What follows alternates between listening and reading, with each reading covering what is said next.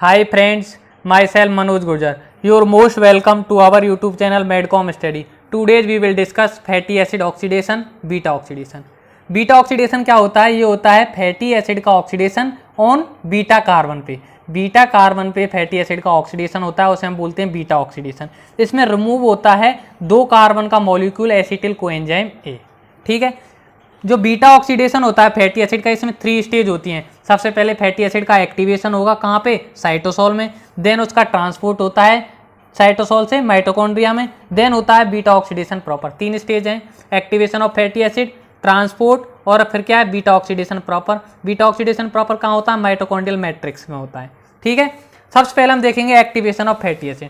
Fatty acid के activation की यदि बात करें, इसमें क्या क्या क्या रिक्वायरमेंट होती है? एटीपी की, मैग्नीशियम की और कोएंजाइम ए, 3 की रिक्वायरमेंट होती है। 3 चाहिए, एक तो चाहिए एटीपी, एक चाहिए कोएंजाइम ए, एक चाहिए मैग्नीशियम। फैटी एसिड जो होता है वो कन्वर्ट होता है एसिल एडिनाइलेट में, presence of the thiokinase enzyme. Thiokinase enzyme जो होता है फैटी एसिड को कन्वर्ट कर देता है एसाइल एडिनाइलेट में। एसाइल एडिनाइलेट कन्वर्ट होता है एसिल कोएंजाइम ए में। 2 स्टेप में फैटी एसिड कन्वर्ट होता है एसिल कोएंजाइम ए में। इसे ही बोलते हैं हम फैटी एसिड का एक्टिवेशन। जो फर्स्ट स्टेप है, फैटी एसिड एसाइल एडिनाइलेट में कन्वर्ट हो रहा है, इसमें क्या होता है? एटीपी कन्वर्ट होता है पायरोफॉस्फेट में। ठीक है, ये पायरोफॉस्फेट जो होता है बाद में कन्वर्ट हो जाता है किसमें? इनऑर्गेनिक फास्फेट में। थायोकाइनेज एंजाइम की प्रेजेंस में रिएक्शन होती है। अब एसिल एडिनाइलेट जो होता है वो कन्वर्ट होता है एसिल कोएंजाइम ए में, एसिल कोएंजाइम में। और इस स्टेप में जो कोएंजाइम होता है, इस स्टेप में कोएंजाइम कन्वर्ट हो जाएगा एएमपी, एडिनोसिन मोनोफॉस्फेट में। ठीक है, तो यहाँ पे क्या है? जो पायरोफॉस्फेट है, 2 एनर्जी बॉन्ड क्या दो क्या हाई एनर्जी बॉन्ड क्या है? टूट रहे हैं। 2 हाई एनर्जी बॉन्ड टूट रहे हैं तो क्या एनर्जी क्या है? बहुत मात्रा में क्या होती है? रिलीज होती है। Very high concentration of energy क्या होती है? रिलीज होती है। तो ये बात होगी एक्टिवेशन ऑफ फैटी एसिड की। रिक्वायरमेंट है एटीपी, मैग्नीशियम और कोएंजाइम ए की। फैटी एसिड कन्वर्ट होता है एसिल एडिनाइलेट में, presence of the thiokinase enzyme. ATP convert होता है पायरोफॉस्फेट में। एसाइल एडिनाइलेट देन कन्वर्ट होता है एसिल कोएंजाइम ए में, और यहाँ पे कोएंजाइम जो होता है कन्वर्ट हो जाता है एएमपी में। नेक्स्ट हम बात करेंगे ट्रांसपोर्ट होगा एसिल कोएंजाइम ए का। एसिल कोएंजाइम ए ट्रांसपोर्ट होता है। ठीक है, इसमें ट्रांसपोर्ट होता है carnitine carrier system, carnitine shuttle के थ्रू। कैसे ट्रांसपोर्ट होगा? देखो, एसाइल कोएंजाइम ए जो होता है, एसाइल कोएंजाइम ए ये कार्निटाइन से रिएक्ट करता है। एसाइल कोएंजाइम ए कार्निटाइन से रिएक्ट करता है CAT first, carnitine acyl transferase enzyme first की प्रेजेंस में। कैट की फुल फॉर्म क्या है? Carnitine acyl transferase enzyme. Carnitine acyl transferase जो एंजाइम होता है उसकी प्रेजेंस में ये रिएक्शन होती है, और एसिल कोएंजाइम और कार्निटाइन मिलकर क्या बना देंगे? एसिल कार्निटाइन बना देंगे। एसिल कार्निटाइन जो होता है ये क्या? कैरियर प्रोटीन के थ्रू, ये क्या है? इनर माइटोकॉन्ड्रियल मेम्ब्रेन है। इनर माइटोकॉन्ड्रियल जो मेम्ब्रेन है उससे क्या है? कैरियर प्रोटीन के थ्रू क्या होगा? ये अंदर जाएगा माइटोकॉन्ड्रियल मैट्रिक्स में। ठीक है, एसाइल कार्निटाइन जो होता है ट्रांसपोर्ट होता है इसका साइटोसोल से माइटोकॉन्ड्रियल मैट्रिक्स में कैरियर प्रोटीन के थ्रू। जब ये माइटोकॉन्ड्रियल मैट्रिक्स में आता है तो एसाइल कार्निटाइन को कैट सेकेंड एंजाइम कन्वर्ट कर देगा किसमें? कार्निटाइन में और एसिल कोएंजाइम में। तो एसाइल जो कोएंजाइम ए है इसका ट्रांसपोर्ट होगा साइटोसोल से माइटोकॉन्ड्रियल मैट्रिक्स में। ठीक है, यहाँ 2 एंजाइम काम आ रहे हैं कार्निटाइन कैरियर सिस्टम में, एक तो कैट फर्स्ट, एक कैट सेकेंड। कैट फर्स्ट क्या है? कैट की फुल फॉर्म क्या है? Carnitine acyl transferase enzyme. Carnitine acyl transferase enzyme जो होता है फर्स्ट तो कन्वर्ट करता है एसिल कोएंजाइम में कार्निटाइन को एसिल कार्निटाइन में, और एसिल कार्निटाइन को कैट सेकेंड कन्वर्ट कर देगा कार्निटाइन और एसिल कोएंजाइम में।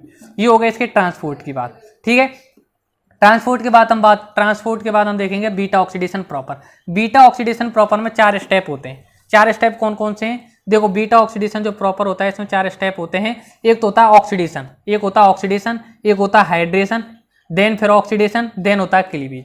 ये जो होता है बीटा ऑक्सीडेशन प्रॉपर, ये होता है माइटोकॉन्ड्रियल मैट्रिक्स में। कौन कौन से टिश्यू में होता है? मेनली लिवर में, एडिपोड टिश्यू में और मसल्स में। मेनली होता है लिवर, एडिपोड टिश्यू और मसल्स में। ऑक्सीडेशन जो होता है ऑक्सीडेशन होता है कौन से एंजाइम के द्वारा? Acyl coenzyme A dehydrogenase. Acyl coenzyme A dehydrogenase क्या करता है? ऑक्सीडेशन करता है। ये acyl coenzyme A dehydrogenase FAD dependent flavoenzyme होता है। ठीक है, इस ऑक्सीडेशन रिएक्शन में क्या डबल बॉन्ड बनता है अल्फा कार्बन और बीटा कार्बन के बीच। ठीक है, ऑक्सीडेशन के बाद हाइड्रेशन होगा। हाइड्रेशन कौन सा एंजाइम कराएगा? इनोइल कोएंजाइम ए हाइड्रेटेज एंजाइम कराता है। ठीक है, हाइड्रेशन होता है इसमें डबल बॉन्ड का। इनोइल कोएंजाइम ए हाइड्रेटेज क्या कर देगा? हाइड्रोलाइसिस कर देगा डबल बॉन्ड की।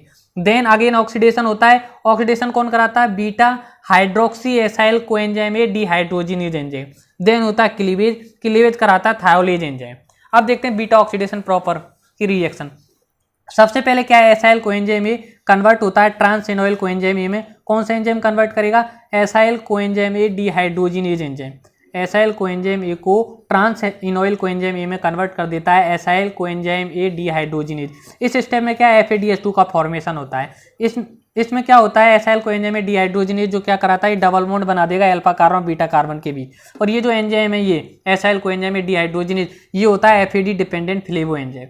अब ट्रांस-इनोइल कोएंजाइम ए कन्वर्ट होता है beta hydroxy acyl coenzyme A में। कौन कन्वर्ट करेगा, इनोइल कोएंजाइम ए हाइड्रेटेज। ये क्या कर देगा, जो यहाँ डबल बॉन्ड बनाता है इस स्टेप में, उसका क्या कर देगा, हाइड्रोलाइसिस करा देगा, हाइड्रोलेज कर देगा उसे। ठीक है, तो enoyl coenzyme A hydratase enzyme trans enoyl coenzyme A को क्या कर देगा, beta hydroxy acyl coenzyme A में कन्वर्ट कर देगा। Beta hydroxy acyl coenzyme A ये कन्वर्ट होता है beta keto acyl coenzyme A में। ठीक है, presence of the beta hydroxy acyl coenzyme A dehydrogenase. ठीक है, इस स्टेप में NADH का फॉर्मेशन होता है। ठीक है, NADH क्या है, इलेक्ट्रॉन ट्रांसपोर्ट चेन में जाएगा और ATP रिलीज करेगा, ATP बनेगा। Beta keto acyl coenzyme A thiolase enzyme की प्रेजेंस में कन्वर्ट हो जाएगा एसाइल कोएंजाइम ए और एसिटिल कोएंजाइम ए में। Acetyl coenzyme A Krebs cycle में चला जाता है और एसाइल कोएंजाइम ए क्या अगेन क्या है, ये बीटा ऑक्सीडेशन करता है, बीटा ऑक्सीडेशन की रिएक्शन करेगा। तो ये हो गया beta oxidation proper. Acyl coenzyme A, acyl coenzyme A से बनता है ट्रांस-इनोइल कोएंजाइम ए। ठीक है, कौन से एंजाइम की प्रेजेंस में, acyl coenzyme A dehydrogenase, FADH2 का फॉर्मेशन होता है। ट्रांस-इनोइल कोएंजाइम ए से बनता है beta hydroxy acyl coenzyme A, presence of the enoyl coenzyme A hydratase. Beta hydroxy acyl coenzyme A से क्या बनेगा, beta keto acyl coenzyme A. NADH का फॉर्मेशन होता है इस स्टेप में। और एंजाइम कौन सा काम आता है, beta hydroxy acyl coenzyme A dehydrogenase enzyme. Beta keto acyl coenzyme A से थायोलेज एंजाइम की प्रेजेंस में एसाइल कोएंजाइम ए और एसिटिल कोएंजाइम ए का फॉर्मेशन होता है। तो हम बात करें पाल्मिटोइल कोएंजाइम ए, ये 7 साइकिल होते हैं इसके बीटा ऑक्सीडेशन के अंतर्गत। ठीक है, 7 साइकिल चलेंगे बीटा ऑक्सीडेशन के, तो क्या देता है, 8 एसिटिल कोएंजाइम ए देता है। ठीक है, अब बात करते हैं इसके एनर्जेटिक्स की।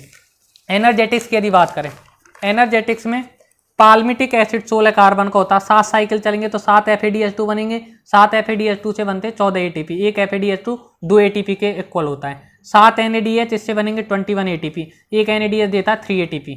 ठीक है, 8 एसिटिल कोएंजाइम ए बनते हैं और 8 एसिटिल कोएंजाइम ए से बनेंगे 96 ATP। बिकॉज TC साइकिल के द्वारा जब एक एसिटिल कोएंजाइम ऑक्सीडाइज होता है तो 12 ATP बनते हैं। तो 8 से कितने बनेंगे, 96 ATP। टोटल बनते हैं 131 ATP, जिनमें 2 क्या हो जाते हैं, यूटिलाइज हो जाते हैं एक्टिवेशन में। 2 ATP जो यूटिलाइज हो जाते हैं, तो नेट ATP इसमें गेन कितना होता है, 129 ATP, 129 ATP इसमें बनते हैं।